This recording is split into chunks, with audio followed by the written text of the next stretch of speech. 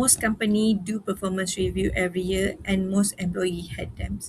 But here's the problem. Without some system to manage performance, how do you know if your people are succeeding? And how do they know what success look like? Welcome to the Performance Management Podcast. I Hazlaili and we are solving this problem.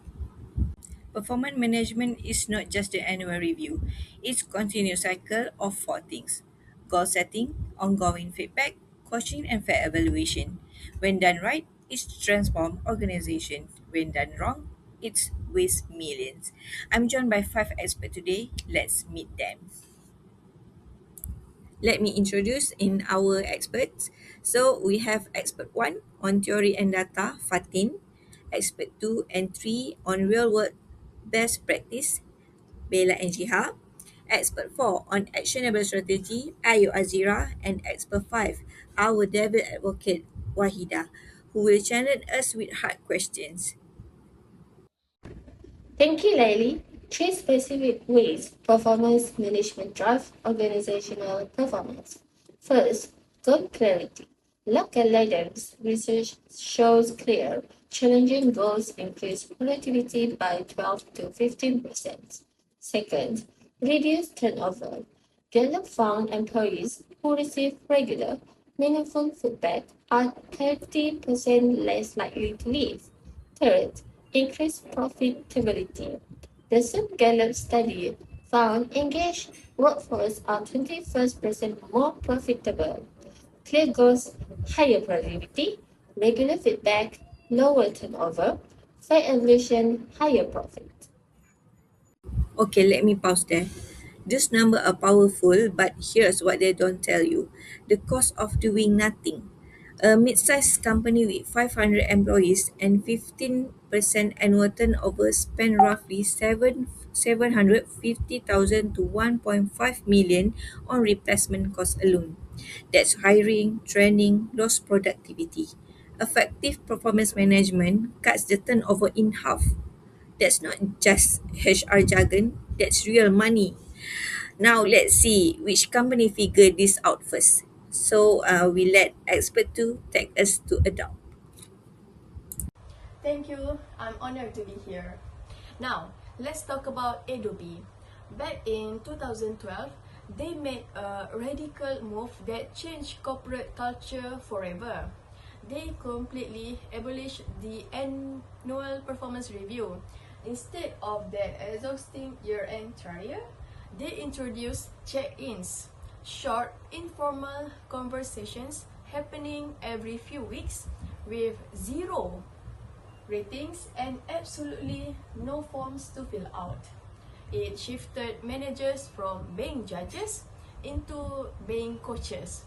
The results were immediate and staggering. Without the fear rigid grading, employee turnover dropped by 30%.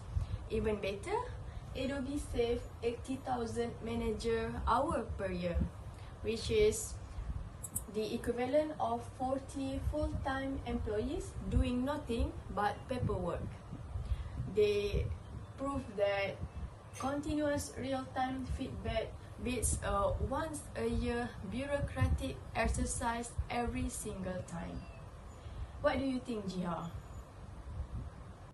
I agree with Bella. Let me add another example. Google, for instance, they use OKR, which stands for Objective and Key Results. OKR is not private only to individuals and their managers, but they were shared company-wide. So through this transparency framework, their employees had high quarterly goals and track their progress publicly across the entire company. On top of that, they have an internal app called G-Thanks where they use it as peer feedback tools and co-workers can appreciate each other.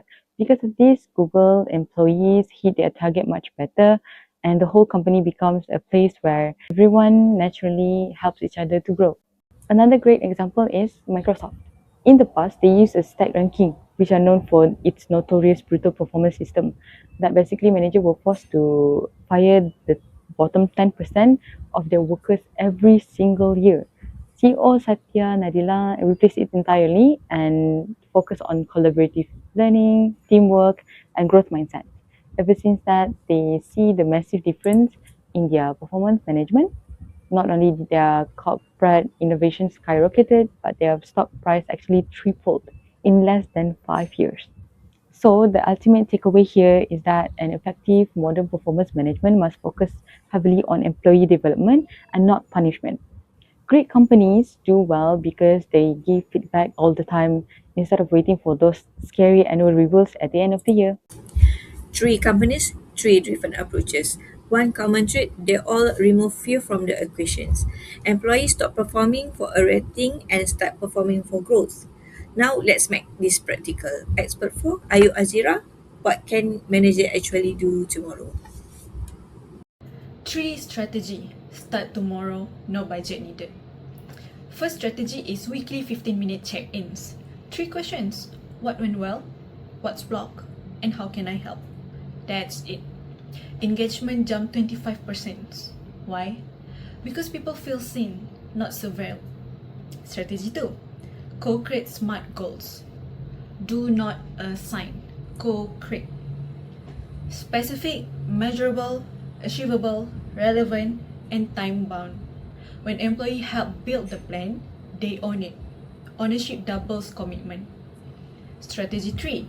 SBI feedback. What is SBI? S is for situation, B for behavior, I for impact. For example, in yesterday's meeting, you interrupted 3 times, which made colleagues reluctant to share. See that?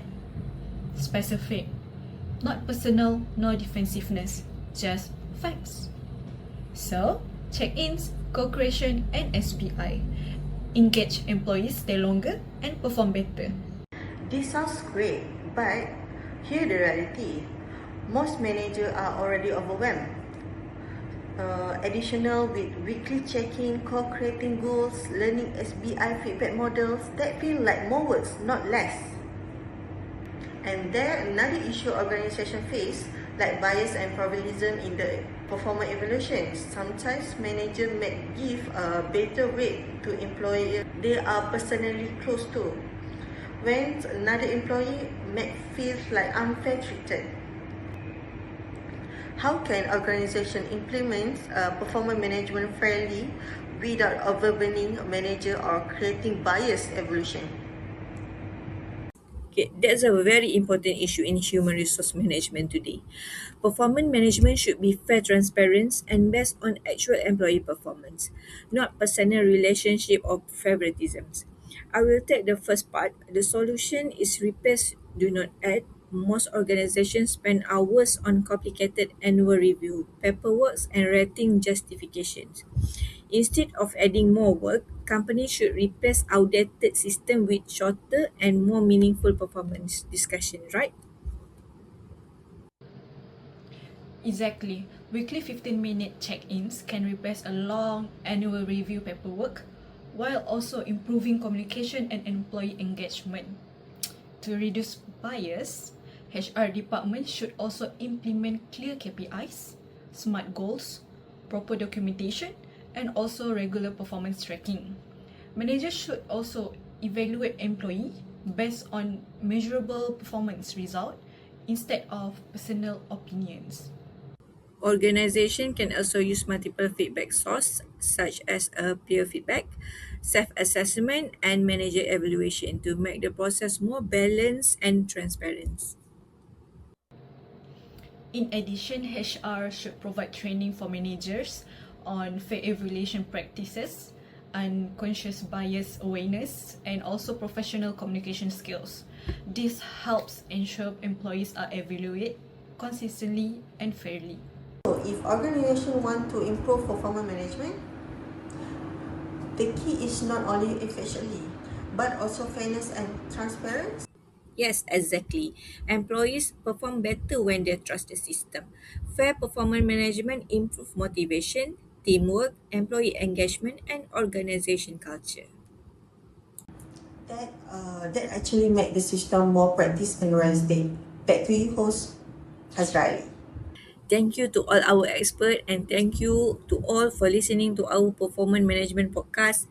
We hope this discussion has given you better understanding of the importance of effective performance management in improving employee growth and organization success. Thank you and see you in our next podcast. Goodbye.